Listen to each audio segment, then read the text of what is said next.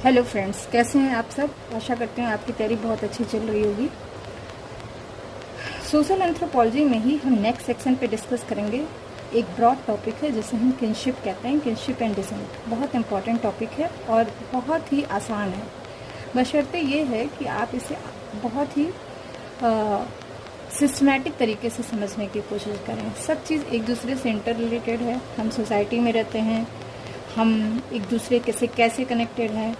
वही लड़का वही लड़की होते हैं, हम हर एक को अलग अलग नाम से कैसे पुकारते हैं।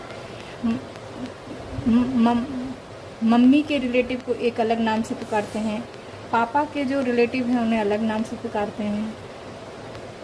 ठीक है, तो ये सब कुछ कैसे चलता है और किस तरह से ऑर्गेनाइज्ड है सोशल फैब्रिक्स में, ये सब कुछ जानने की कोशिश करेंगे हम इस सिस्टम में। ठीक है, तो आप देखते होंगे कि हर एक सोसाइटी में एक particular kind of system run करता है। ठीक है, जिससे हम आइडेंटिफाई कर पाते हैं कि ये हमारे पैटर्नल तरफ का है, ये हमारे मैटरनल तरफ का है, ये हमारे ब्लड रिलेटिव हैं, ये हमारे मैरिज रिलेटिव्स हैं, ये हमारे कंसंगुइनियल किन हैं, ये हमारे अफाइनल किन है। अफाइनल मतलब कजिन्स, और कंसंगुइनियल मतलब ब्लड रिलेटिव्स। ठीक है, तो यहाँ मैंने अपने नोट्स बनाए हैं, आप चाहें तो इसका स्क्रीनशॉट ले सकते हैं या 2 या 3 बार इसे अच्छी तरह से सुन लीजिए। अगर आप फर्स्ट टाइम इस चैप्टर को पढ़ रहे हैं तो आपको 2 या 3 बार सुनना पड़ेगा। अगर एक बार पहले भी कभी सुना है, पढ़ा है, या मास्टर्स या ग्रेजुएशन में पढ़ा है तो ये बहुत ही इजी तरीके से समझ में आ जाएगा एक बार में ही। ठीक है, और फिर कोशिश करिए अपने वर्ड्स में लिखने की।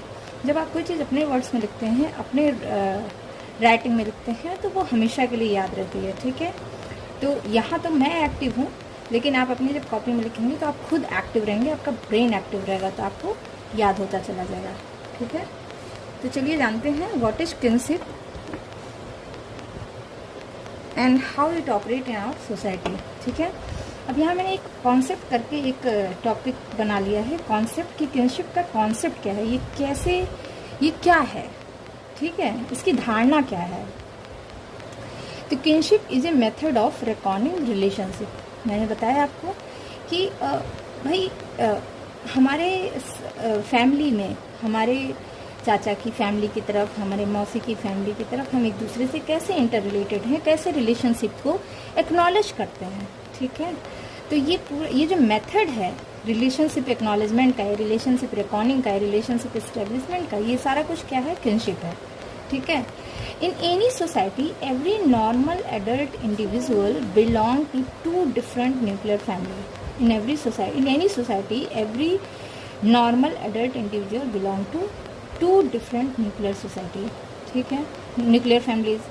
एक तो वो family in which he was born and reared. ये आप फैमिली वाला जब वीडियो देखेंगे उसमें आपने देखा होगा कि फैमिली कैसे बनती है और फैमिली के क्या टाइप हैं, या फैमिली को कैसे डिस्टिंग्विश करते हैं, तो उसमें आपने देखा होगा। ये सारी बातें मैंने पहले भी बताई हैं, लेकिन अब किनशिप समझने के लिए इसको फिर से समझते हैं कि जैसे मान लीजिए मैं हूँ या आप हैं।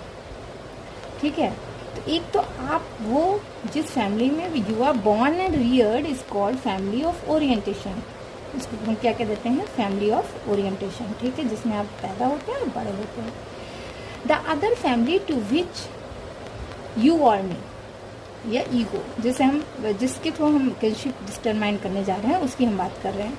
The other family to which he establishes relationship through marriage is called family of procreation. ठीक है, फिर वो फैमिली जिससे हम मैरिज के थ्रू रिलेशनशिप इस्टेब्लिश करते हैं उसको कहते हैं फैमिली ऑफ प्रोक्रिएशनशिप। ये आपको जानना बहुत जरूरी है, what is family of orientation and what is family of procreation. Right, this universal fact of individual membership in 2 nuclear families give rise to kinship system. यही सारा जो यूनिवर्सल फैक्ट है इंडिविजुअल मेंबरशिप का 2 न्यूक्लियर फैमिली के बीच में कैसे वो ताना बाना बुना हुआ है उसके चारों तरफ, इसी को हम कहते हैं किनशिप सिस्टम। ठीक है, अब थोड़ा सा डिफाइन कर लेते हैं ये सारा कुछ समझने के बाद कि a kinship system is neither a social group not does it correspond to an organised aggregation of individuals. Kinship system ना ही एक सोशल ग्रुप है कि भाई फेसबुक ग्रुप है, ठीक है, व्हाट्सएप ग्रुप है, या आपकी कम्युनिटी में कुछ स्पोर्ट्स का ग्रुप है या क्लब का ग्रुप है, ठीक है, ये ऐसा कुछ नहीं है। ना ही ये किसी ऑर्गेनाइज्ड एग्रीगेशन का मेंबर है, ठीक है। Not does it correspond to an organised aggregation of individual, RSS, Bajrang Dal, ठीक है। तो किनशिप सिस्टम इसमें से कुछ नहीं है। इट इज़ मेयरली, एक्चुअली क्या है, the name implies a structured system of different relationship where individuals are bound together by complex, interlocking and ramifying ties। बल्कि ये कुछ नहीं है, ये जैसे नाम से आपको इम्प्लाइज हो रहा है कि एक स्ट्रक्चर्ड सिस्टम है। किस चीज़ का? डिफरेंट रिलेशनशिप का। डिफरेंट रिलेशनशिप का एक स्ट्रक्चर्ड सिस्टम है जहाँ लोग एक दूसरे से बहुत कॉम्प्लेक्स इंटरलॉकिंग और रेमीफाइंग में एक ब्रांच से दूसरे ब्रांच, दूसरा ब्रांच से तीन ब्रांच निकला हुआ, चार ब्रांच निकला हुआ, इस तरह से वो एक कॉम्प्लेक्स इंटरलॉकिंग टाइज के थ्रू बधे होते हैं। तो ये सारा कुछ सिस्टम क्या कहलाता है? किनशिप। समझ आ गई बात? तो किनशिप क्या है कि किनशिप एक स्ट्रक्चर्ड सिस्टम है ऑफ डिफरेंट रिलेशनशिप का, जहाँ where individuals are bound together by complex interlocking and ramifying ties, ठीक है। अब कहाँ से शुरू करते हैं इसको समझना? The point of departure for the analysis of kinship is nuclear family. ये पॉइंट जानने वाली बात है कि हम शुरू करते हैं किनशिप के एनालिसिस करना कहाँ से? न्यूक्लियर फैमिली से। न्यूक्लियर फैमिली हमारा पॉइंट होता है, because each and every individual is trained in matrix of family. Every individual कहाँ ट्रेंड होता है? फैमिली के मैट्रिक्स में। A developing child takes his first lesson from the elder of the family, ठीक है। एक छोटा बच्चा कैसे जब बड़ा होता है, सबसे पहले किससे? जो सबसे बड़ा होता है फैमिली का, उससे समझता है। He learns to behave reciprocally and to establish interpersonal relationship, ठीक है। उससे जैसे उसे किससे किस तरह से बिहेव करना है, उसे किससे किस तरह से रिलेशनशिप एस्टैब्लिश करना है, वो इस सब फैमिली में रहते हुए सीखता है, ठीक है। He respond in particular ways towards his father, his mother, his brother and his sister and expects certain kind of behavior, ठीक है।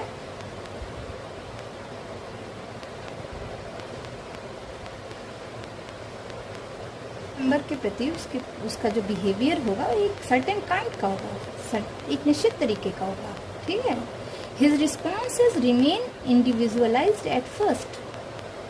उसका जो रिस्पॉन्स होगा पहले तो उसका इंडिविजुअलाइज रिस्पॉन्स होगा, वो जिस तरह से करना चाहे वैसे करेगा, but gradually gate modified in course of time.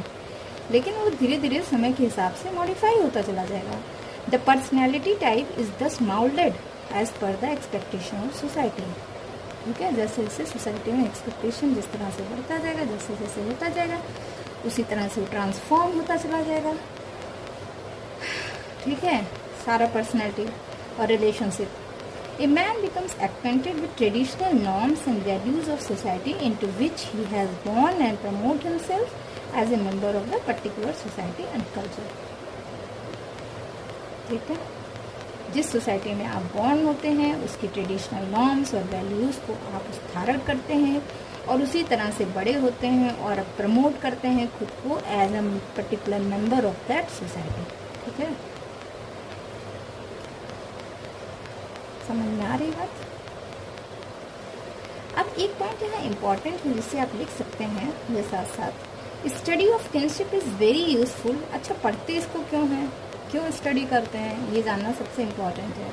तो वही बात मैंने लिखी है कि study of kinship is very useful for understanding the element of social organisation as they serve the mechanism of organising social activities and coordinating social relations either in a limited sector or of social life or in relation of all social interest।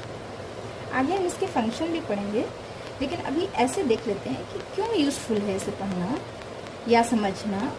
ये क्या करता है कि जो social organisation है हमारा जो social organisation है, इसके एलिमेंट को समझते हैं हम इसके थ्रू, जिससे हमें एक मैकेनिज्म समझ में आती है कि सारी एक्टिविटीज़ किस मैकेनिज्म के थ्रू हमारे ऑर्गेनाइजेशन में सर्व हो रही है, और साथ साथ हमारा जो सोशल रिलेशन है वो कैसे कोऑर्डिनेटेड वे में रन कर रहा है। ठीक है, जैसे हम अपनी फैमिली में किस तरह होते हैं, फिर हम जाते हैं अपनी सोसाइटी में किस तरह से बिहेव करते हैं, किस तरह से अपनी इंडिविजुअलिटी मेंटेन करते हैं, फिर हम कहीं और जाते हैं सोसाइटी के बाहर तो एज अ कंट्रीमैन कैसे रिप्रेजेंट करते हैं, कैसे रहते हैं। तो that is all the way कि कैसे ये सारा कुछ ऑर्गेनाइज्ड है, कैसे किस मैकेनिज्म के थ्रू कर रहा है, ये क्या बताता है, किनशिप की स्टडी होने से हम जान सकते हैं, स्टडी करने से हम जान सकते हैं। ठीक है, अब जो पहले पर्सन आते हैं जो इनके बारे में जिन्होंने बहुत प्रॉपरली और एलाबोरेटिव वे में बात की है, वो आते हैं Radcliffe Brown. Radcliffe Brown has pointed out that there is a highly correlation between social organisation and kin terminology.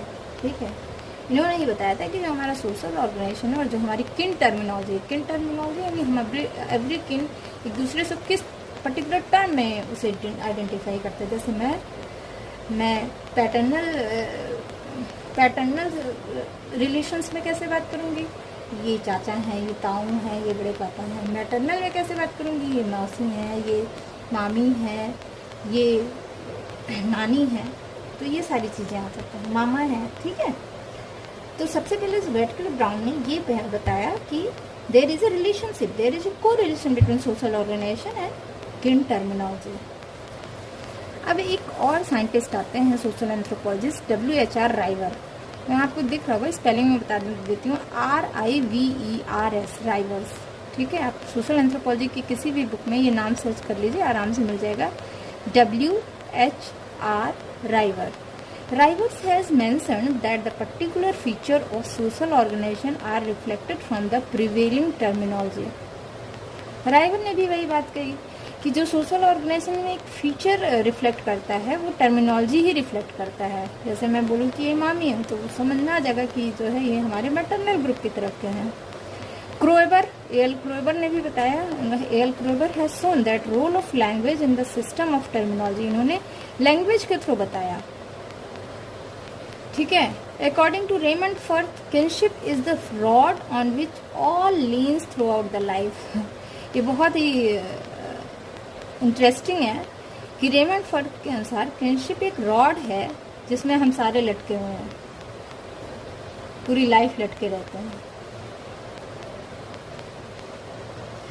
In all societies, kinship system offers a great bond of unity by which individuals are linked with each other and ramifying series of link is established.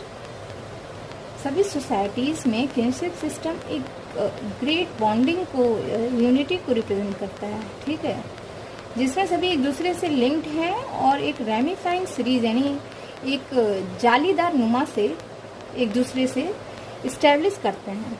ठीक है, these are recognized relationship based on supposed as well as actual genealogical ties।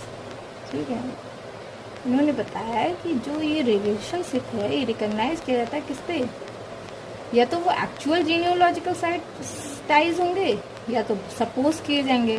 कोई ज़रूरी नहीं है कि हम जिसे brother माने वो हमारा एक्चुअली बायोलॉजिकल ब्रदर हो। ठीक है, तो वही बात है कि जो जीनियोलॉजिकल टाइज हैं या जीनियोलॉजिकली, कोई ज़रूरी नहीं है कि हम एक्चुअल जीनियोलॉजिकल टाइज के थ्रू बॉन्ड करें हैं या सपोज एक अनरियल टाइप से बॉन्डिंग है। ठीक है, तो ये हो गया कि what is this kinship system.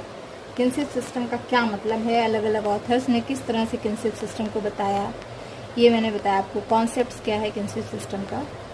ठीक है, that is all about the today's video. Thank you so much.